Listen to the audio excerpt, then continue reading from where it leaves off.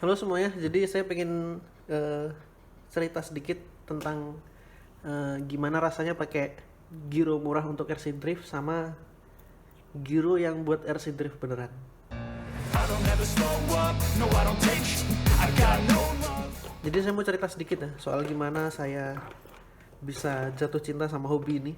Jadi awalnya tuh eh, saya berencana cari RC Drift kit yang murah-murah lah, yang bisa dipakai main di tempat yang nggak terlalu besar tapi tetap bisa ngedrift cantik gitu kan. Awalnya tuh saya mikir apakah bikin RC Drift yang 1:10 yang ukurannya tuh gede banget, hampir mungkin sebesar keyboard ini mungkin, nggak tahu juga karena saya nggak pernah, udah lama nggak pernah megang ya. Jadi akhirnya saya putusin untuk bikin RC Drift yang kecil-kecil gini. Awalnya saya cari-cari part-part atau sasis-sasis yang murah dan akhirnya saya milih bulan karena 3D printnya sendiri itu dijual cuma 200 ribuan. Jadi file 3D print yang belum dirakit sama sekali saya rakit sendiri dan akhirnya saya beliin si Giro yang 100 ribuan. Saya beliin si Giro yang ini. Awalnya saya pikir susah ngedrift tuh karena settingan chamber, caster toe dan lain-lain itu kurang pas gitu ya. Akhirnya saya setting-setting bagian depan, potong-potong ball head, ball join, segala macem sampai sesuai sama keinginan saya. Terus pindah-pindah motor dari tengah, tas, belakang, gearbox gitulah. Dan saya nyampe di kesimpulan bahwa mungkin saya ini nggak jago ngedrift gitu ya. Terus akhirnya udah tuh libur sekitar 1 bulanan mungkin nggak bikin-bikin lagi. Akhirnya saya nggak sengaja nemu youtuber dari Korea yang bikin sasis ini. Sasis ini tuh secara bobot harusnya sih lebih berat daripada si sasis saya yang lama. Terus secara build juga ini tuh lebih rame gitu loh. Bagian depan sama belakang aja ada 3 bagian yang jadi support. Terus baut-baut gini nih ada banyak banget di tengah, di atas, di depan juga. Secara bahan tuh lebih tebel, jadi harusnya secara bobot lebih berat. uh, build jadi akhirnya saya pasang juga giro yang ini. Nah ternyata kok ngedriftnya jauh lebih enak gitu, jauh lebih enak di sini, bisa mempertahankan tikungan-tikungan tajam tuh bisa disikat lebih mudah lah daripada yang sasis saya yang lama. Karena kalau sasis saya yang lama itu lebih lebih gampang melintir. Saya pikir karena saya kurang jago atau gimana ya, karena saya emang nggak pernah main RC Drift sama sekali sebelumnya. Akhirnya saya senang sama yang ini. Udah tuh jalan-jalan lama sekitar 1 bulanan build, saya tes-tes terus hampir tiap hari. Akhirnya jadi dan senang saya pakai ini. Terus akhirnya eh, karena ada dana lebih buat jajan jajan buat RC ya. Jadi karena ada dana lebih saya putusin untuk beli si Giro ini. Terus saya pakai dan saya coba, ternyata dari feel-nya sendiri itu menurut saya, ini mungkin banyak yang nggak setuju sama pendapat saya, tapi dengan RC Drift yang bobotnya jauh lebih berat, menurut saya mau RC, mau Giro murah ataupun Giro mahal, itu tuh bedanya nggak terlalu jauh. Mungkin ada bedanya, cuma saya nggak merasa segitunya beda jauh banget.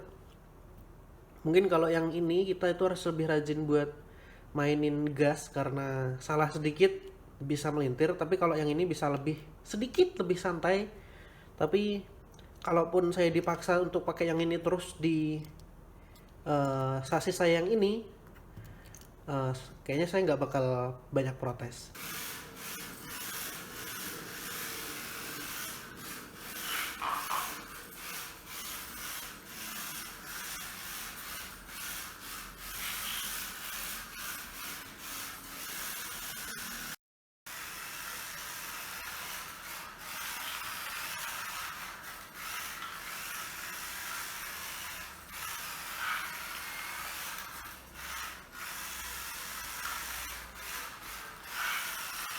Uniknya, tapi kalau saya pakai di RC yang ini tuh bedanya jauh banget. Nah, setelah saya coba pensiunin ya, ini saya simpen doang, terus saya penasaran, saya coba lah, saya tes dengan giro yang ini. Dan hasilnya itu jauh sekali. Saya bisa banting setir ke kanan ke kiri tuh jauh lebih cepat, jauh lebih mudah. Terus untuk mempertahankan eh, di tikungan itu jauh lebih mudah juga.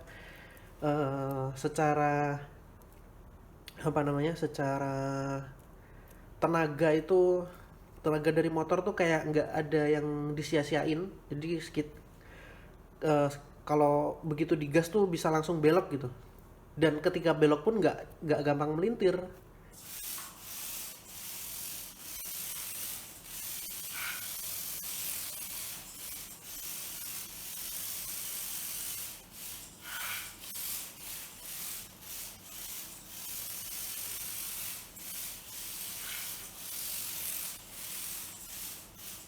Untuk yang masih belajar-belajar itu tuh saya saranin untuk pakai sasis yang ini, yang mungkin semua link yang kalian perluin bakal saya sediain di deskripsi lah.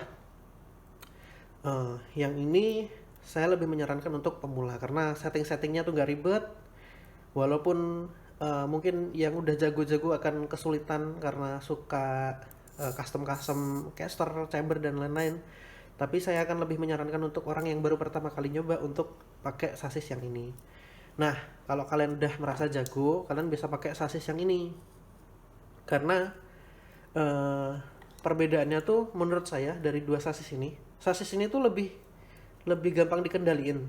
Tapi untuk angle-angle yang tajam, tikungan-tikungan tajam, terus banting setir kanan kiri tuh dia lebih berat, lebih lambat ya.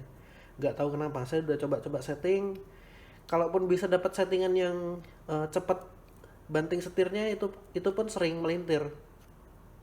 Saya tuh nggak jago sama sekali ya, jadi pendapat saya mungkin akan eh, banyak orang yang nggak setuju, tapi setidaknya itu menurut saya.